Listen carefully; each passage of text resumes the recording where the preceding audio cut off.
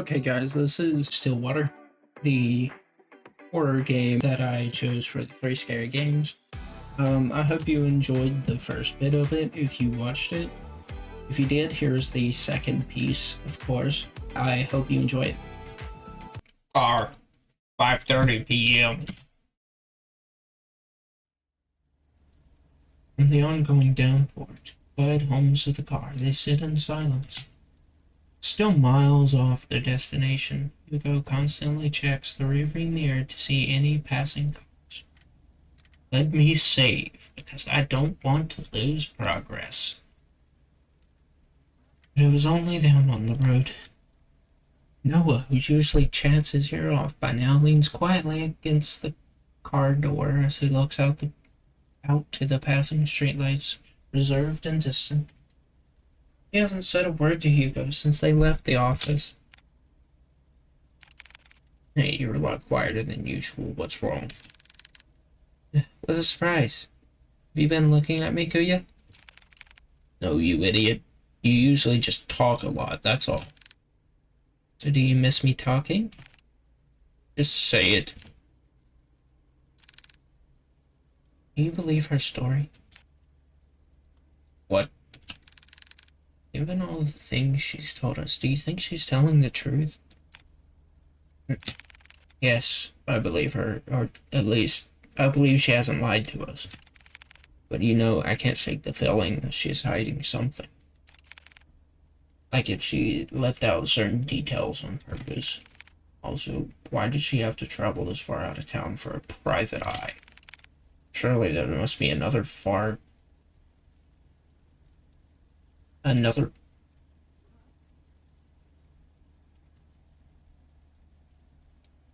surely there must have been another far closer to home than ours.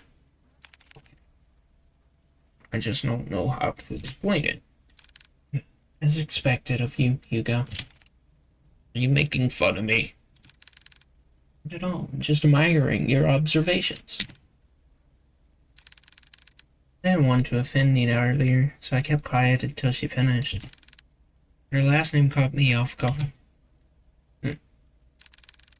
Have you heard about the Mortimers? Pretty distinguished family that owned an esteemed fishing company. Well, they used to, I believe. They have yet to name an heir. What do you mean? Shouldn't it naturally go to Nina? It should, but I don't know. From what I heard, each time they try to name a successor, that relative mysteriously disappears. Gone without a trace, or so anyone thought. Their bodies would soon turn up months after. Do you know what's strange? All of them have been labeled as accidents by local news.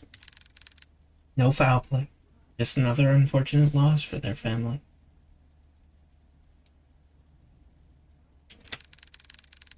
They've been struck with so many tragedies that, over time, people began to believe they were cursed or something. Cursed. I think I can understand why she wouldn't go to the police again. They most likely thought she was saying things and went along with the procedures just to keep face. But deep down, they must have thought she had gone mad. Can't imagine all of this for Nina. Most of all, who knows what we'll find there? Is that why you decided to come with me? Well, partially. I'm more worried about you, though. Me? Why? Think of it this way. I'm the appointed driver. When you decide to do something, to do some pretty reckless shit, I'll be there to drive you to the local hospital. Besides, two is better than one. Exactly. I was fine with Colby coming with me. Well, have you heard that three is better than two?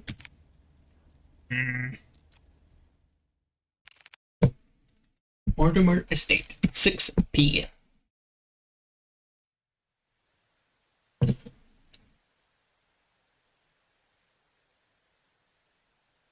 Passing through countless dirt roads and steep cliffs, the estate can finally be seen beyond the evergreen. Nestled away from prying eyes, it stands tall, magnificent, and classic. Truly a rarity only afforded to the privileged. And yet, with all its opulence, it looms from a distance. Hugo and Noah could only gaze at the sheer scale of it. Its grand stature topples easily over the dozens of houses they drove past. Wow, look at the size of it. Never imagined seeing a house like this in person. Almost too surreal. Come on, she's waiting for us. Immediately after exiting the driver's seat, a sudden sharp pain weighs heavy on Hugo's chest. Grasping tightly at his coat, he begins to gasp for air. Vision hazes as he leans close to the car, trying desperately to ground himself. Like a fish drawn out of the sea, he desperately heaves. The air in his lungs, escaping too quickly, burns as he feels his throat start to strain, drawing tighter the more he breathes. This pain pales in comparison to a feeling far more excruciating. Is it the house? No. Something far more sinister. Feels it. Someone is watching it. There's a gaze fixed on it, like leering at a bug and waiting to strike.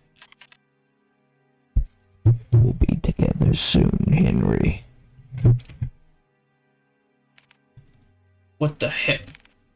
Damn it already. Need to hurry or else. Hey, are you alright? Noah calls out to him, snapping him out of his fixated trance. Colby nudges his head against Hugo, whining with concern over his partner's well-being. Did you hear that just now? Hear what? That voice. So close to my ear. Is everything alright? Oh, I'm fine. Don't mind me. Just a bit winded out from the trip, that's all. Be happy to make you tea at the very least. It's no trouble. No, not at all. The least I can do. Once again, the subtle uneasiness from Nina surfaces. But before Hugo could get a chance to look further into it, she walked off towards the front porch without saying another word. Are you sure you're alright? You sounded like you were choking earlier. I said I'm fine. Besides, we're already here. Can't back out now. Listen to me, I think you should... Noah abruptly cuts his lecture short as he notices Nina stopping by the front door. She stands by the door silently, contemplating something. It's just like before, but this time she seems even more anxious. Whatever unease she tried to mask earlier became more apparent the minute they walked closer to the front door. I haven't been quite honest with you, Detective. Just like before, as if carefully choosing her next words, she decides that in this situation, words are not enough. You'll see for yourselves what I mean. And with that, Nina enters the house, leaving the three to follow. Hugo is about to enter through the foyer, and he feels a tug on his arm. Don't forget what I told you. If something happens, let me know right away. You'll be the first to know. And with that, Noah releases his grip on Hugo. They proceed to head in, not knowing what awaits them. I didn't get a chance to finish reading that. I hit spacebar too early. So, whatever happened there, whatever that said, I'm just going to assume it was they felt uneasy with the house. Great. Greeted with a brightly lit hallway, Hugo notes immediately that the interior is just as grand. Adorned with floral accents and antique furnishings, the house itself exudes the word elegance. A classic and rustic charm with the walls and floorings made from the finest. Hugo couldn't help but gape when he walked in. However, he notices something even more distinct than splendor. Behind the seemingly perfect veneer, an unsettling air breathes throughout the house, leaving no room for doubt that the inside is far more terrifying than the outside. Please come this way. Bracing themselves, they enter the dimly lit drawing room. First glance, Hugo could not discern the silhouettes situated at the far corner. Only the sparse lighting from the window pierces through a fraction of the room's darkness. However, as they approach closer to the silhouette, Hugo now understands the reason for all of Nina's unsettling vagueness. Grandfather, we have guests. Sitting on the armchair is a very young man, not much older than Hugo or Noah. He is dressed modestly and shares none of the imposing presence of the man. No, rather, such luxury does not even remotely reflect on the man before them at all. It's as if the flow of time has stopped only for him while the rest had continued changing drastically without him. Just like the letter, timeless, delicate, and jarringly out of place. Staring only at the window, the young man sits there, dazed, with little acknowledgement of the people around him. Still, motionless, like a doll. Grandpa, these are the people I spoke of. This is Detective Lauren and his two assistants, Colby and Noah. Trying to help us. And after introducing them to the head of the Mortimer estate, Hugo and Noah could not help but feel unnerved. The man before them is supposed to be frail and older than any of them.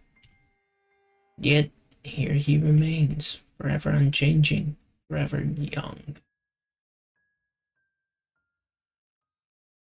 I knew there was something weird about him. I said he looked like he was in his 20s.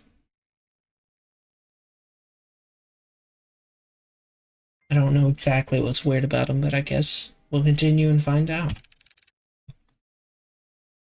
And I'll save just to be sure. Here we go. We've come a long way, so I'll be making some tea. Do you also like some, Grandpa? He does not reply back, nor does he glance at Nina or anyone else in the room. He fixates his gaze on the rain, nothing else. Be sure to make a cup for you too. She then timidly gestures to Hugo and Noah back to the fort. Bearing more questions, the two follow Nina outside. But before they leave the drawing room, Hugo takes one last look at the young man. There is an all too familiar air about Henry Mortimer. His eyes, they're similar to his own. Whatever he must be longing for, Hugo knows it will never end well.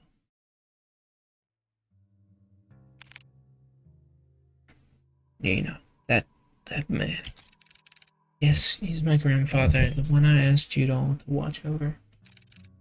Hey, now this is hard to believe, but Nina draws something from her pocket. It's an old picture of a handsome man with slick back hair wearing the finest of suits. The gentleman in the picture has a different air to him, one of wealth and power, none of which reflects at all Henry Mortimer. It's almost as if looking at two different people. This isn't much to go by, but believe me, they are the same person. Then why does he look so young? Happened a few nights ago. On my way to get a cup of water when I heard a loud thud coming from my grandfather's room. I was worried that something fell over, so I went to go check. When I opened the door, I found him collapsed on the ground. I rushed to help him up.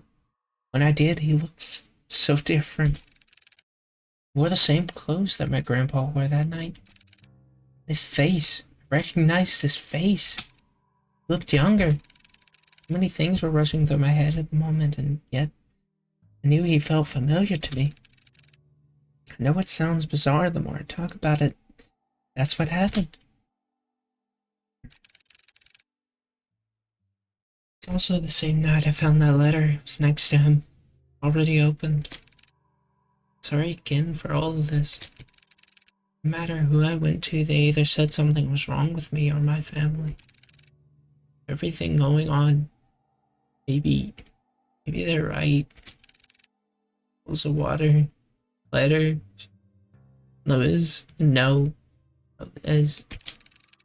Been ignoring the signs for years and just blindly hoping things could get better if I try finding solutions on my own. That's not enough anymore.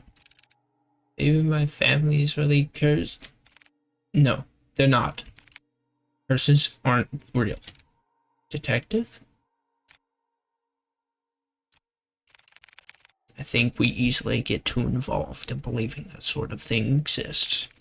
In truth, the ones who fixate on it, make it their reality. Rumors, doubts, lies. All of those things are what they want to become. Deep-rooted emotions like that can't possibly be healed or fixed right away. Like a curse, these emotions drag other people down with them. Personally, I think you were caught up in all of this. I assure you, we'll see this through. For you and Mr. Mortimer. Thank you. Good. Now, our first priority is to find out more about Lewis. Nina, the letter you showed us back at the agency. Do you have it with you? Yes, it's here. Do you mind if I borrow it for a bit? I'll be sure to give it back. Of course, but what are you going to do with it? I searched everything on that letter and I still couldn't come up with clues. I'll be using it as a reference or a guide, if you will. I'm afraid I can't discuss too much of the process, trade secret and all. Of course. I'll check upstairs, Noah. You and Kobe go check the ground floor. I'll check upstairs. Noah, you and Kobe check the ground floor. Got it. Before they leave to do their own investigations, Hugo grabs a hold of Noah's shoulder. He leans in, close enough for Nina not to hear. Keep a close eye on Mr. Mortimer and Nina. Especially Nina.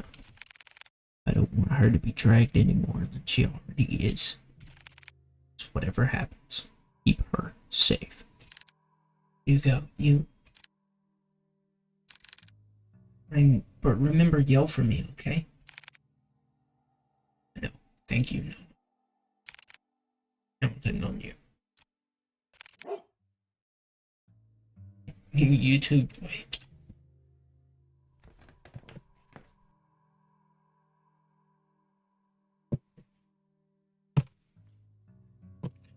With a final nod at them, Hugo then goes towards the staircase and heads upstairs.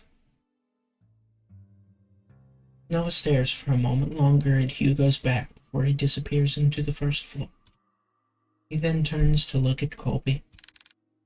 Well, it's time we get to work. Right, Colby?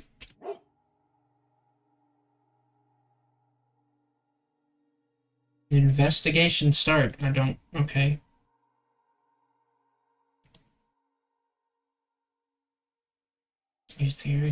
Use the arrows or the arrow keys to move to a different area. So basically point and click adventure, except you can use the arrow keys, right? Outlines will appear on a clickable object. Oh great, there's going to be a clickable object that's just nothing, isn't there? On the top right is the hint button. Click it Clicking it will highlight an object you missed. Woof, woof. Okay, that's all he says. Oh, this guy.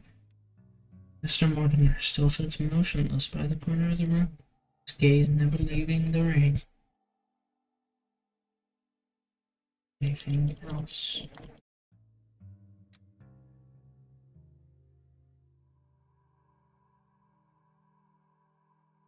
Why are all the pictures like that?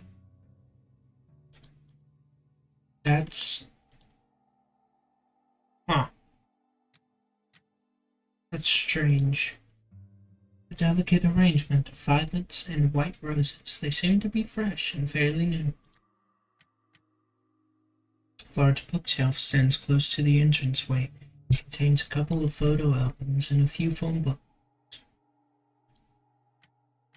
Okay, phone. An old rotary dial telephone. It looks like it's still in good use. Anything else over here? I think that's all.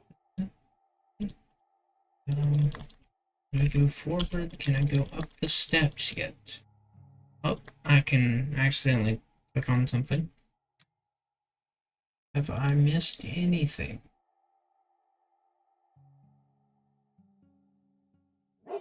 I need to quit clicking on the dog.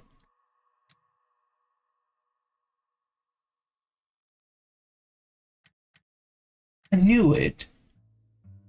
Frames decorating the walls are covered in white sheets, filled with a thin lining of dust on top of each one. Wow, there's so many paintings covering them. Are there more like this all over the house? My grandfather commissioned many back in the day, but sadly he doesn't do that anymore. You know, I can't help but notice the paintings are covered. Why? I did that. For them up for my grandfather's sake. For his sake? Yes, he was pretty obsessed with them, you see.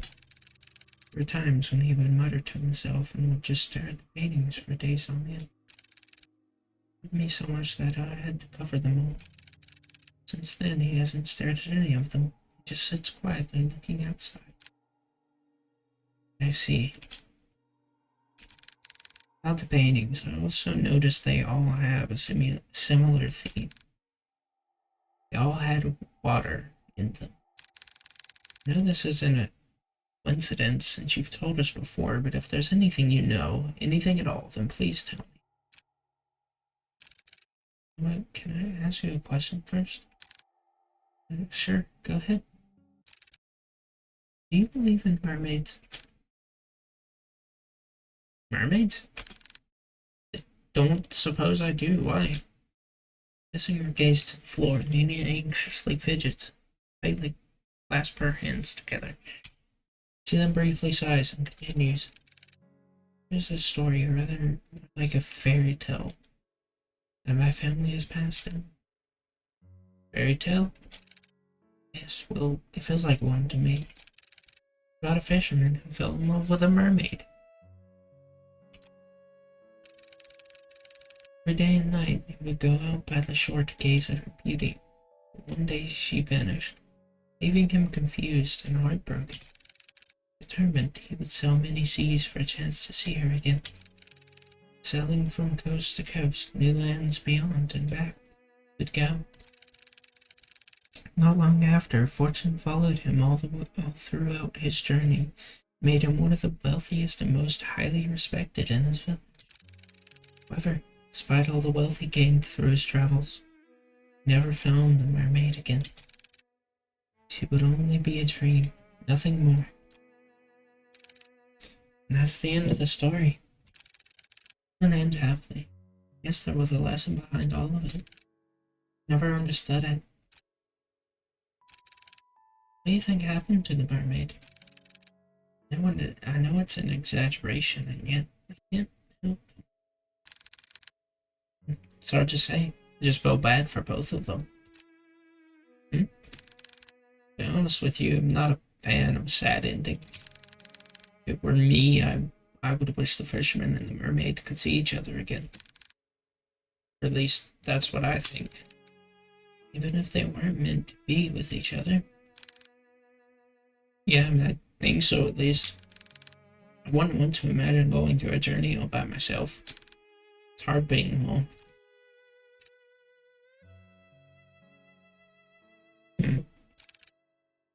A journey all by yourself?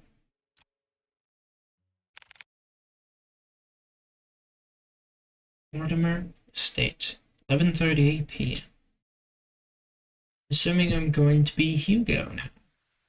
After searching vigorously through... Motherfucker, accidentally hit spacebar. Okay, well, guess it's time to save anyway, so I'll just continue from here. This is it. Hugo walks toward the nearest lampshade, switches it on. Dimly illuminated, he sees the extent of how lavish this part of the house is. From the customized window drapes to the vintage furnishings, everything here exudes that extravagance. But much like the interior Hugo has seen so far, he finds this one in particular reeks of it. Plastered from wall to wall, the gloom lingers, as if the room itself is moldering, despite its preserved nature. I knew the chest would be one. A classic wooden chest lies at the foot of the canopy bed. Its lock still firmly holds, safeguarding whatever is inside.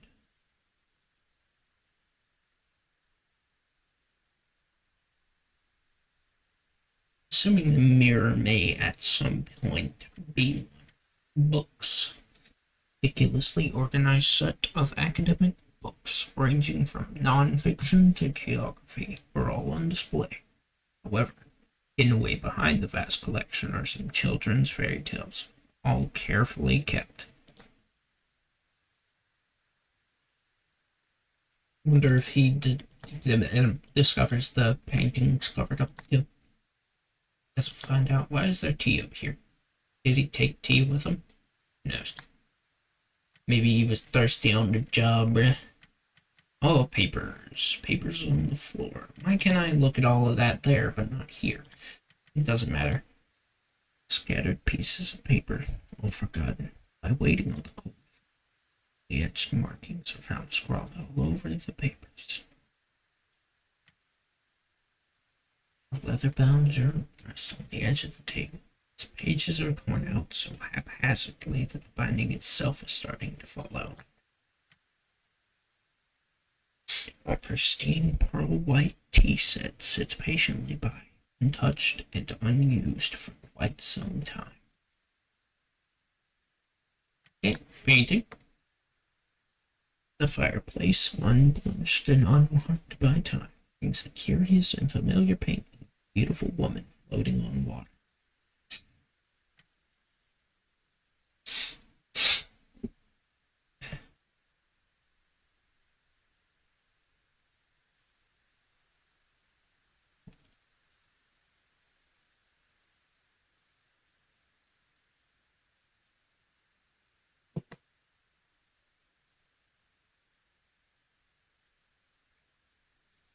You know, this game really feels well thought out so far. I'm I'm enjoying this. It's pretty good. It's supposed to be a horror game, but the horror aspect hasn't really settled in yet. But I suppose it will eventually. An old photo, lost time, sweet summertime memory. Little girl with her beloved grandfather.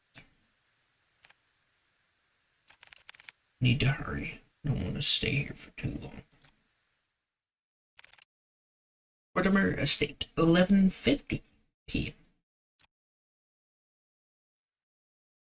Alright, everyone, hope you enjoyed. There is a piece to this puzzle still missing, and I will post that soon. Hope you enjoyed this part. If you did, like and subscribe if that's not a problem for you. And thank you for watching. See you in the next video.